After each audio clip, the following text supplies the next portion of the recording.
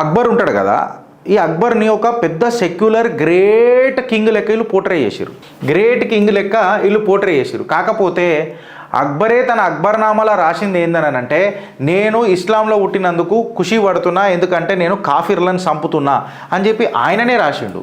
Chittor was proclaimed to be the victory of the Islam over the infidels and Akbar called himself busy in jihad. So ఇగో ఇది ఇట్లున్నది. పద్మావతి సినిమాలో కూడా మనం తీసుకొని చూస్తే షాహిద్ కపూర్ కూడా ఒక దగ్గర అసలు నేను ఆ సినిమాలో ఎందుకు పనిచేసిన అని అనేది నాకు అనిపిస్తుంది. ఎందుకంటే మ్యాక్సిమం ఖిల్జీని చూపించి నన్ను జర ఏదో తక్కువ చేసినట్టు అనిపిస్తుంది. వెల్, నో కమెంట్స్ అని చెప్పి ఆయన డిప్లొమాటిక్గా తప్పించుకున్నాడు. ఇక జోధా అక్బర్ అని ఒక సినిమా తీస్తారు, మొఘలే ఆజం అని ఒక సినిమా తీస్తారు, అందులో ఇక మొత్తం ఉర్దూ పదాలే ఉంటాయి.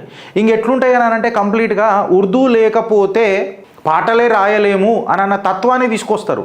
జిస్కి జుబా ఉర్దూ కి తారా, ఏందది?